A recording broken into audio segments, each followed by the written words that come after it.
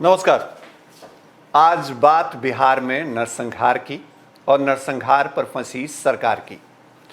90 के दशक को जब भी बिहार में याद किया जाता है तो लालू राबड़ी शासनकाल को लेकर के जो विरोधी हैं वो निशाना साधते हैं कि ये दौर नरसंहारों का दौर था। हम इस तथ्य से इनकार नहीं कर सकते क्योंकि ये सभी को पता है कि इस दौर में बिहार के अंदर सबसे ज़्यादा जातीय नरसंहार हुए, चाहे वो लक्ष्मणपुर बाथे नरसंहार हो या फिर सेनारी कांड। इन दोनों कांडों जैसे कई नरसंहार की घटनाएं हुई जिन्होंने तब की आरजेडी सरकार को कलंकित किया। और आज भी जब आरजेडी की सरकार या आरजेडी के शासनकाल या फिर चुनाव में आरजेडी के मुख्यमंत्री पद के दावेदार की बात होती है तो सामने खड़े विरोधी ये कहते हैं कि ये नरसंहारों वाली सरकार वापस नहीं चाहिए। लेकिन इस वक्त बिहार में क्या हो रहा है, ये सवाल पूछना बेहद जरूरी हो जाता है क्योंकि मधुबनी में जो घटना सामने आई उसे नरसंहार नहीं तो हम क्या कहेंगे। सोमवार का दिन, होली का त्यौहार, और सबको पता है कि बिहार में अगर गुरुवार मंगलवार का दिन ना हो तो होली जैसे त्यौहार में लोग मछली मटन मीट खाते ही खाते हैं। तो सोमवार को होली का दिन था और बेनीपट्टी के मोहम्मदपुर गांव में तालाब के अंदर मछली मारने के विवाद में जो कुछ हुआ उसे आप नरसंहार नहीं कहेंगे तो और क्या कहेंगे। मछली मारने के विवाद में 5 लोगों को इस कदर गोली मारी गई कि उनकी मौत हो गई।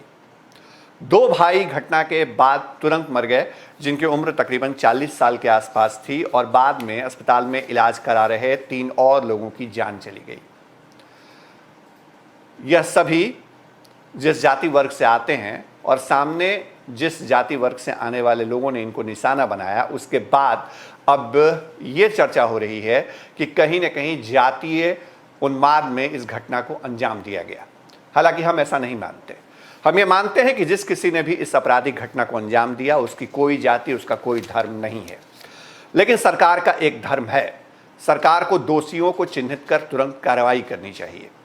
सरकार को यह सुनिश्चित करना चाहिए कि जो भी हत्यारे हैं वो सलाखों के पीछे रहें। लेकिन मधुबनी हत्याकांड या मधुबनी नरसंहार की घटना के बाद पुलिस की कार्यशैली कैसी रही, इस पर अब सवाल उठ रहे हैं।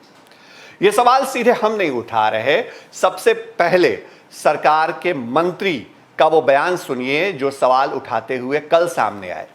यानी नीरज कुमार सिंह, बिहार के वन पर्यावरण मंत्री नीरज बबलू इस घटना के बाद वहां पहुंचे थे। नीरज बबलू इस लिहाज से भी पहुंचे थे क्योंकि जो मृतक हैं वो उनकी जाति से हैं, राजपूत जाति से हैं, और सरकार चूंकि नरसंहार के इस पेच में फंसी हुई है तो उसको जातीय समीकरण भी दिख रहा है। जाहिर है इसीलिए सरकार के 2 ऐसे नेताओं को या सत्ता पक्ष के 2 ऐसे नेताओं को आगे कर दिया गया जो इसी राजपूत जाति या क्षत्रिय समाज से आते हैं जिस समाज के लोग मारे गए। नीरज बबलू के साथ साथ अगर अलग से कहें तो जेडीयू के जो मुख्य प्रवक्ता हैं संजय सिंह, उन्होंने भी वहां का दौरा किया और इस घटना पर अफसोस जताया। लेकिन नीरज बबलू सीधे सीधे पुलिस की कार्यशैली पर सवाल उठा रहे हैं। पहले आप बयान सुन लीजिए, उसके बाद आगे खबर बताते हैं आपको। और हम समझते हैं कि कहीं न कहीं पुलिस के निकम्मापन की वजह से ऐसा घटना घटा है और अभी तक पुलिस के ऊपर कोई कार्रवाई नहीं हुई है, ये भी दुखद बात है। आपने सुना नीरज कुमार बबलू या नीरज सिंह बबलू क्या कह रहे थे। वो कह रहे थे कि पुलिस की कार्यशैली सवालों के घेरे में है।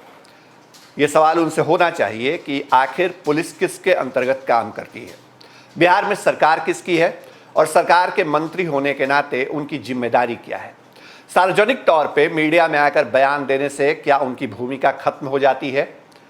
क्या यह जरूरी नहीं है कि सरकार ईमानदारी से इस बात को सुनिश्चित करे कि नरसंहार के जो आरोपी हैं वो गिरफ्तार हों? हम आपको घटना के बारे में बता दें कि तालाब में मछली मारने के विवाद में 2 सहोदर भाइयों रणविजय सिंह और वीरेंद्र की हत्या जो है वो उसी दिन कर दी गई थी। इस मामले में राणा प्रताप जो 42 साल जिनकी उम्र थी उनकी बाद में मौत हो गई। एक और सहोदर भाई अमरेंद्र प्रताप सिंह जिनकी उम्र 33 साल थी, उनकी भी मौत हो गई। और उसके बाद एक और भाई रुद्र नारायण सिंह की भी मौत हो गई। यानी अब तक इस नरसंहार में 5 लोगों की मौत हो चुकी है। घटना के बाद जो मुख्य आरोपी है प्रवीण झा वो फरार है। पुलिस ने 35 आरोपियों के खिलाफ नामजद एफआईआर दर्ज की है। यह कौन सी पुलिस है जो सोमवार के दिन, होली के दिन हुई घटना के बाद अब तक अपराधियों की गिरफ्तारी नहीं कर सकी है? अगर सरकार के मंत्री सवाल उठा रहे हैं पुलिस पर, उसकी कार्यशैली पर, तो अब तक वो कौन पुलिसकर्मी हैं जो थाने में बने हुए हैं? बेनीपट्टी थाने के अंदर यह घटना हुई थी। मोहम्मदपुर गांव फिलहाल सुर्खियों में है। लक्ष्मणपुर बाथे की तरह तो नहीं कह सकते, सिनारी की तरह तो नहीं कह सकते, लेकिन उससे कम भी इसे नहीं कहा जा सकता। आज सरकार नरसंहार के इस सवाल पर फंसी हुई दिखी तो बिहार सरकार के पूर्व उप मुख्यमंत्री और राज्यसभा सांसद सुशील कुमार मोदी और बीजेपी के प्रदेश अध्यक्ष डॉक्टर संजय जायसवाल सरकार के बचाव में उतर गए। विपक्ष पर आरोप लगा रहे हैं नरसंहारों को लेकर के, लेकिन सरकार का बचाव किस रुके हुए शब्दों के साथ किया या कम शब्दों के साथ कर पाए, वो आपको सुनवाते हैं। देखिए, भारतीय जनता पार्टी के भी जो माननीय मंत्री हैं नीरज जी, वो भी घटनास्थल पर गए थे। जदयू के भी जो प्रवक्ता संजय जी, वो भी गए थे। और जो भी घटना घटी है, दो समूहों के बीच जो संघर्ष हुआ है, जो भी घटना बहुत ही दुखद है और पुलिस कार्रवाई कर रही है और कई लोग गिरफ्तार किए जा चुके हैं।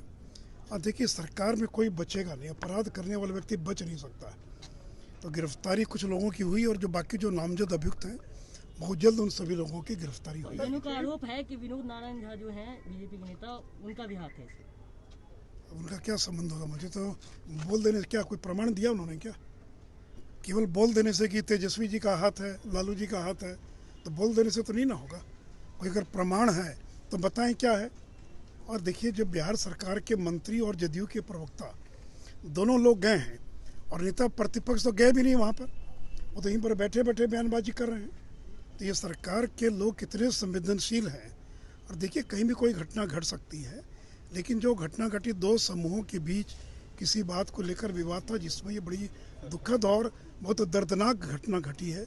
एक ही परिवार के 4 या 5 लोगों की हत्या हो गई, इसलिए कोई बचेगा नहीं और पूरी कार्रवाई होगी। परिवार के लिए सरकार की तरफ से कुछ अब क्या है, उसका क्या नियम कानून है, जो भी नियम होगा उसके अनुसार कार्रवाई होगी। 5 लोग एक ही परिवार की उनकी हत्या हो गई, क्या कहेंगे सर? इतनी दुखदाई कि इस सरकार में बहुत सारी इस तरह की घटनाएं घटती हैं, पर उनका जो अपराधी है हर हालत में पकड़ा जाता है और हर हालत में न्याय मिलता है।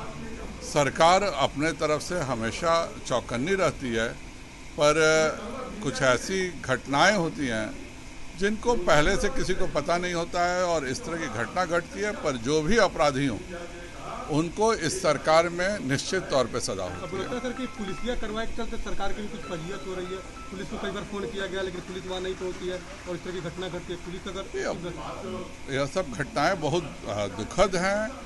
उसके अलावा हमने देखा है मटियरिया में भी वैसा ही कुछ हुआ है, लेकिन सरकार इस पर काफ़ी सतर्क है और जो भी दोषी हैं उन पर जरूर कार्रवाई होगी।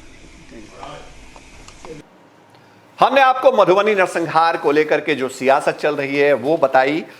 नरसंहार में अब तक जिन दोषियों पर कार्रवाई नहीं हो पाई है उसको लेकर के उठ रहे सवालों के बारे में बताया। बिहार में मौजूदा सरकार सुशासन की सरकार कही जाती है।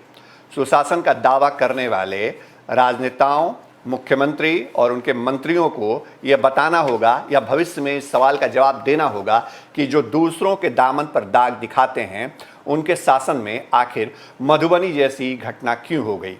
नरसंहार पर जब भी सवाल उठेंगे तो अब सिनारी और बाथे के बाद अगर बेनीपट्टी के मोहम्मदपुर की याद आ जाए तो कोई बड़ी बात नहीं होगी।